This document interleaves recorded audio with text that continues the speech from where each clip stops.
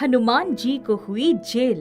पिछले एपिसोड में आपने देखा कि कैसे हनुमान जी अपने एक भक्त को बचाने के लिए उसका जीवन रेखा पन्ना चुराकर धरती पर छुपा देते हैं और उसे रखने के बाद भूल गए कि जीवन रेखा पन्ना छुपाया कहाँ है।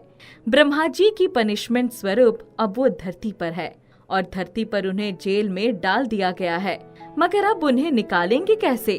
कौन करेगा उनकी मदद? हवलदार चाचा, चलो क्रिकेट खेलें।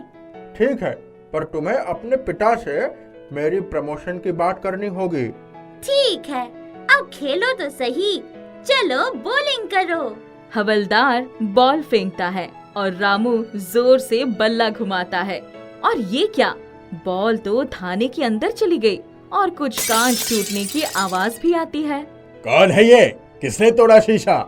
हवलदार दुम दबा के वहाँ से भागकर छुप जाता है। रामू गेंद लेने अंदर जाता है और मासूम सा चेहरा बनाकर पिताजी से माफी मांगता है।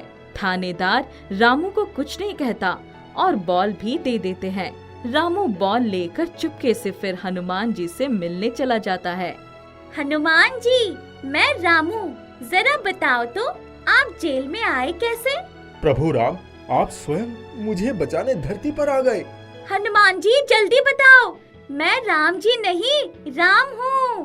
कुछ नहीं, मैं धरती पर कुछ ढूंढ रहा था।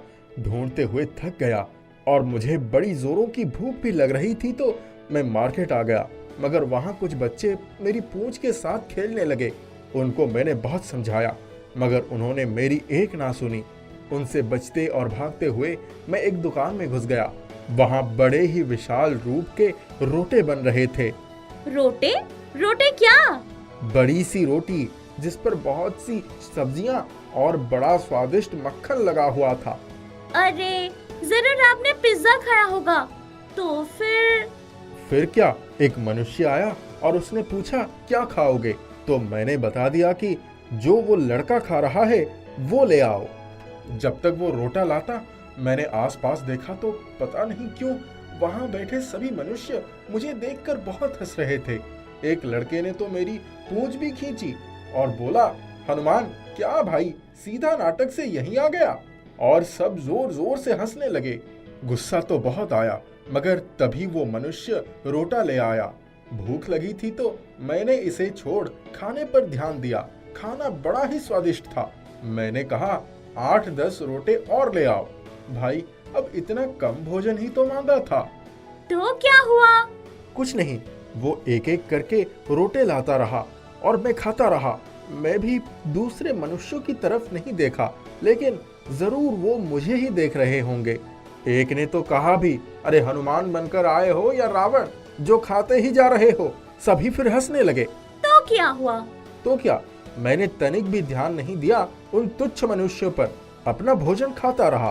तो फिर? तो क्या, भोजन खाके मैं जब उठा तो उस समय मनुष्य ने बोला, पैसे दो। तो दिए क्या पैसे? अरे कहाँ से देता पैसे? अब ब्रह्मा जी ने भेजते हुए मुद्राएं तो नहीं दी तो हम क्या करते? मगर वो पिज्जा था इतना अच्छा तो हमने भी खुशी से अपना अंगूठी निकाली और बोला, खुश रहो। तो फिर क्या हुआ? फिर क्या, पता नहीं, वो बहुत नाराज हो गया। शायद उसको अंगूठी अच्छी नहीं लगी। उसने अपने मालिक को बुलाया और मालिक भी कमाल का था। उसने जेब से एक यंत्र निकाला और तुम्हारे पिताजी प्रकट हो गए और मुझे यहाँ ले आए। तब से उनको समझा रहा हूँ पर ये समझ ही नहीं रहे। लो कर लो बात। चलो आप चिंता मत करो, मैं कुछ करता हूँ। धन्यवाद प्रभु। रामू, प्रभु नहीं, प्रभु तो आप हैं, हनुमान जी।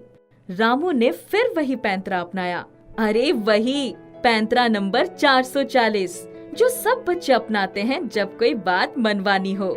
रामू अपने पिता के ऑफिस में गया और जमीन पर लेट जोर जोर से रोने लगा।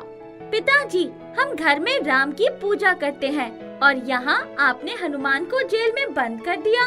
माँ को पता चला तो रात को खाना नहीं मिलेगा और साथ में दादी की डांट अलग। थानेदार मन में घर में होने वाली उसकी हालत के बारे में सोचता है। आखिर कितने भी सख्त हो थानेदार जी, आखिर घर तो जाना ही पड़ता है। रामू के प्यार की खातिर या बीवी की डांट से बचने को थानेदार ने हुक्म दिया। अरे हवलदार, छोड़ दो भाई इस हनुमान को, अब हनुमान जी को। चलो हनुमान जी, आप आजाद हो। धन्यवाद प्रभु राम। जल्दी से जाओ, कहीं ये रोक ना ले। हनुमान जी वहाँ से तेजी से भाग जाते हैं। जेल से निकलते ही चल पड़ते हैं ढूंढने रेखा पन्ना और उस पंडित को। मगर क्या ढूंढ पाएंगे वो रेखा पन्ना, या अभी भी रामू को करनी पड़ेगी मदद उनकी? क्या जानना चाहते हैं आप? तो कमेंट करके बताइए जरूर।